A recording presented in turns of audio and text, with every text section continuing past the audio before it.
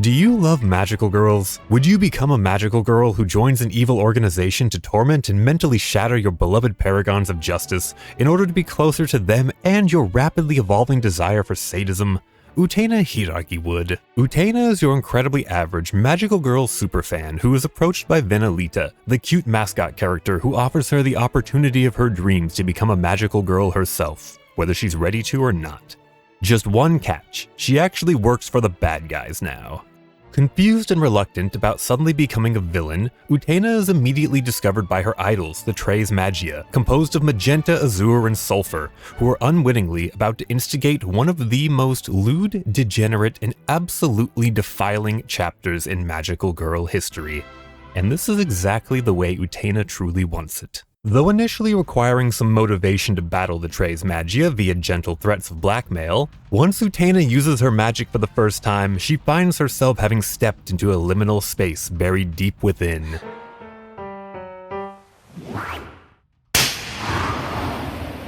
And by the end of the encounter, she's left a firm impression on the thoroughly tickle-tortured trio, setting the tone for the depraved events to come. Welcome to Gushing Over Magical Girls, a 13-episode BDSM buffet that does everything in its power to pack in as many ridiculously over-the-top lewd encounters as you can imagine, while simultaneously trying to up the intensity each time. Utena isn't the only one violating personal space boundaries either. She's quickly joined in her endeavors by the explosive talents of Leopard, who joined Ermita after being jealous of all the attention the Tres Magia receive. And Nero Alice, a strange, quiet girl with a dollhouse that turns anyone inside into her playthings. She simply joined because Venalita asked her to. Utena and friends make a mess of the Tres Magia just about every episode, leaving them so very confused as to what they're experiencing and even how they feel about it. Seriously, we got tentacles, spanking, tickle torture, using BDSM magazines for validation, sensory deprivation, bondage wax play, ooey gooey slime, public humiliation, mind control, age play, giving into temptation, getting slapped for giving into temptation. It's a lot to take in. Eventually, a group of the top Ermita leaders make an attempt to recruit Utena and the girls, to hunt other magical girls, sending Utena into a rage with her vowing to destroy them. She ends up recruiting 2 of their members who defect before going in and doing what Utena does best, humiliating the Ermita leader and taking up command. With Utena now the official leader of Ermita, the Tres Magia have had some time away from them to learn and grow, which ends up in Azure embracing her chaotic inner desire for masochism as a strength. And of course, as fan service is the glue that holds the show together, the series doubles down on everything that it is, with a beach episode to close out the season. Everything about Gushing Over Magical Girls is subverted from what you might expect to find in a magical girl show. The largest aspect, of course, is Utena, the protagonist who is conveniently a villain. The in-universe heroes, the Tres Magia, are forced to be merely side characters and are simply a recurring opponent that is comically underpowered in comparison to Utena and her Ermita crew.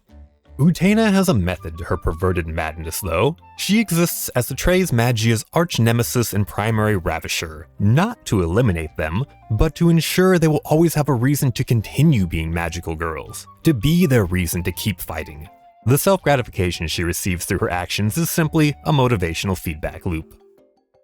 Once she decides to accept her innate nature, Utena begins to exert a profound wave of transformation amongst many of the other characters by causing them to embrace the uncomfortable and vulnerable aspects of themselves.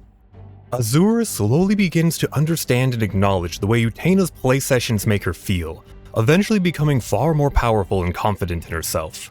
When Local Musica and Labor Bloom join up with her, Utena traps them in Nero Alice's dollhouse, forcing them to confront their relationship with each other by making out, and more, in front of her until she's satisfied, giving them both the nudge they needed to realize their feelings for one another.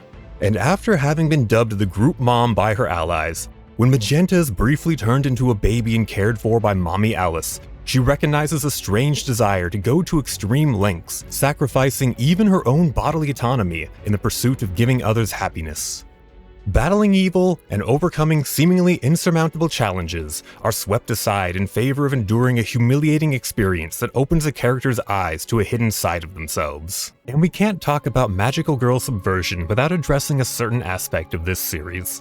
what I'm sure anyone who is already familiar with will agree with me as the question of, what is this, Wish.com Madoka Magica? There exist so many parallels to Madoka Magica that if you haven't watched it yet, you should probably consider skipping this section.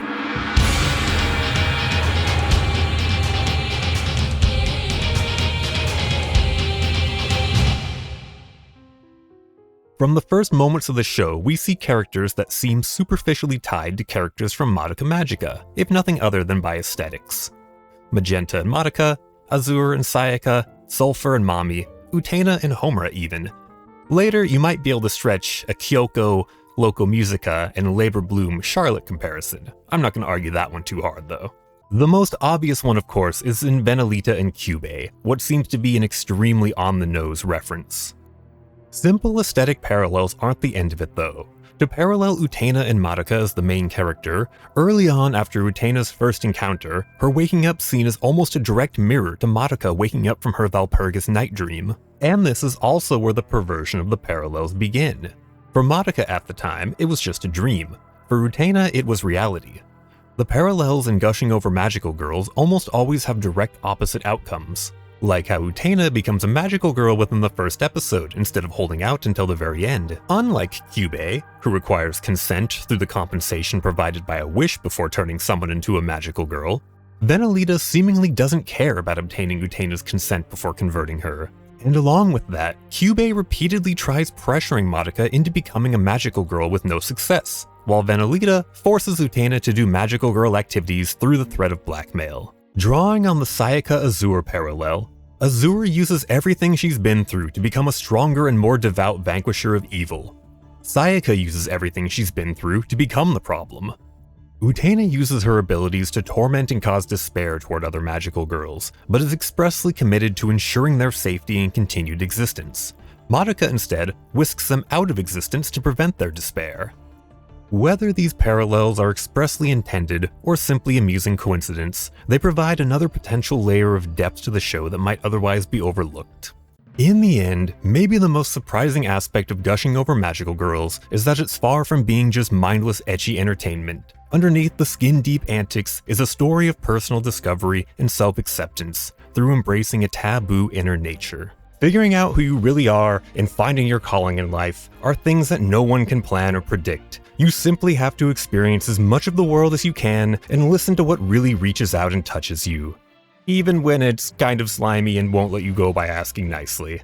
I hope you enjoyed this video as much as I enjoyed making it. I decided to do a video on Gushing Over Magical Girls as the first video on this channel, partly because it's a ridiculous and silly show, but also because it stuck out to me as being so much more than what you will likely hear about it otherwise. If you didn't know before, you probably decided in the first 15 seconds whether this show is for you. But if you made it this far, let me know in the comments below if anything changed your mind or made you decide to give it a chance. Of course, also make sure to like and subscribe, and let me know what other shows you want to see me cover. See you next time!